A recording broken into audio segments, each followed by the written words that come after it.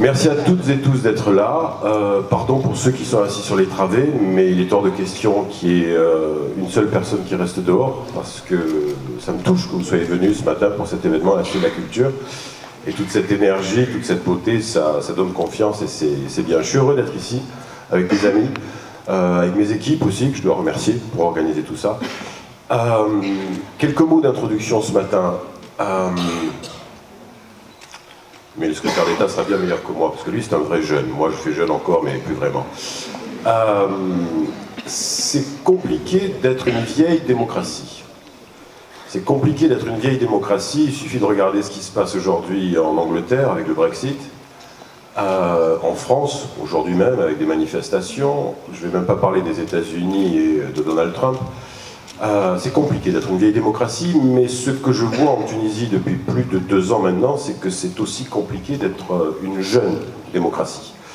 Je mesure à chaque fois que je me déplace en Tunisie, à l'intérieur du pays, je rencontre des jeunes, j'insiste, la jeunesse c'est la priorité de l'Union européenne dans son soutien à la jeune démocratie tunisienne, et je mesure combien c'est difficile faire des études, trouver un job, hésiter, partir, rester avec la famille ou pas, se marier, mais même avant cela, je mesure combien, même quand on est un gamin ou une gamine, prendre un bus pour aller à l'école, quand on est à Redeyef, à Sidi Bouzid ou à Kasserine, ça c'est compliqué. Donc être une jeune démocratie c'est compliqué, et c'est parce que c'est compliqué, mais parce qu'on considère, nous en Europe, que c'est la Tunisie qui porte l'espoir. Vous portez l'espoir, on est à vos côtés. On fait 1000 choses pour la Tunisie, on dépense beaucoup d'argent, on a beaucoup de programmes, je ne vais pas vous en parler ce matin, parce qu'à la fin des fins, peut-être que vous les connaissez mieux que moi. Dehors, il y a des personnes dans le hall de la Cité de la Culture qui vous en parleront mieux que moi, de Erasmus, H2020, Med Culture. Tous ces programmes-là sont là pour vous aider, pour vous accompagner, vous encourager à ne jamais abandonner, à ne jamais renoncer. C'est ça qu'il faut faire, je crois. Mais mon message ce matin, c'est vous dire à la fin des fins, quand je vous vois encore une fois aujourd'hui directement, c'est à vous de faire. C'est pas parce qu'une jeune démocratie c'est compliqué, c'est pas parce que l'Europe vous aide et vous aide pas que ça va changer quelque chose. C'est vous qui avez vraiment les armes pour changer. À vous seul, vous pesez plus en Tunisie que n'importe quel parti politique. À vous seul, vous pesez plus que n'importe quel syndicat. À vous seul, si on était dans une sorte de démocratie du futur, si on n'avait plus à se déplacer pour voter, mettre son bulletin dans l'urne, si on votait par Instagram ou par Facebook, je suis convaincu qu'un jour ça va arriver, vous pèseriez beaucoup plus que n'importe quel autre groupe politique dans ce pays. Autrement dit, vous mobiliser, vous unir, c'est la meilleure clé pour faire bouger les lignes et vous offrir un meilleur futur.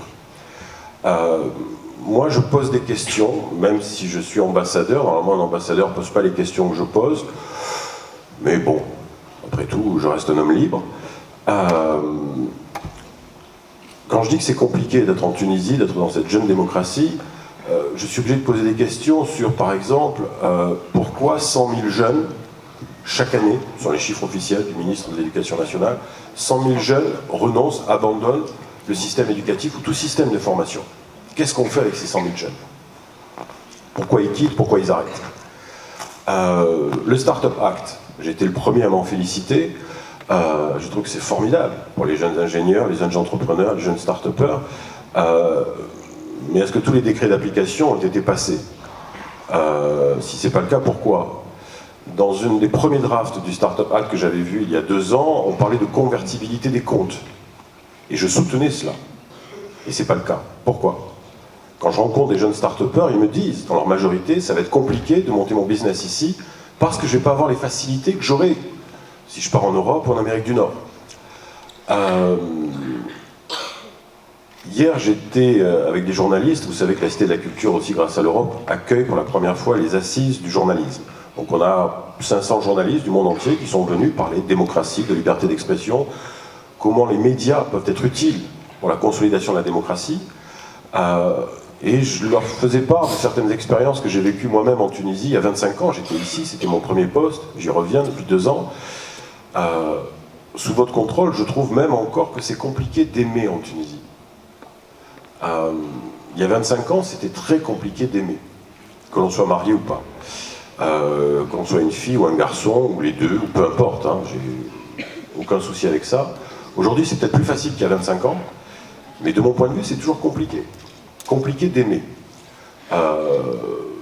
Dans une démocratie, on est en droit de... On a des obligations, on a des responsabilités, mais on a des droits. C'est le principe de base. Et le premier de ces droits, c'est de disposer de sa liberté d'expression, mais aussi de faire ce que l'on veut de son corps et avec la personne qu'on aime. Pourquoi c'est encore compliqué? Est-ce que c'est aussi compliqué que je le crains, que je le vois, que je le dénonce? Si c'est le cas, pourquoi? Toutes ces réponses, dans le champ social, dans le champ économique, dans le champ politique, c'est vous qui avez les clés. Et sans vous, ça ne pourra pas le faire. Donc vous avez une responsabilité immense. Vous avez quelques années, à mon avis, devant vous, pour faire la différence, pour faire en sorte que l'espoir ne retombe pas, pour qu'on puisse voir l'avenir de manière beaucoup plus optimiste avec vous. Encore une fois, vous avez une responsabilité immense, mais vous n'imaginez pas l'espoir que vous représentez. Même si le quotidien est difficile, comparez-le à ce qui se passe en Libye, en Syrie ou au Yémen. En Tunisie, quand je vois cette énergie, bon, même s'il y en a qui rêvent d'aller dans la Silicon Valley, c'est très bien, bravo à Esprit, mais quand je vois ce qui se passe ici aussi, vous avez tous les atouts. Si vous vous unissez, si vous vous mobilisez, toutes les questions que j'ai posées, tous les obstacles que j'ai dénoncés vont être levés très rapidement. C'est le vœu que je forme, on sera là à vos côtés, et ne renoncez jamais. Je vous remercie, bonne journée.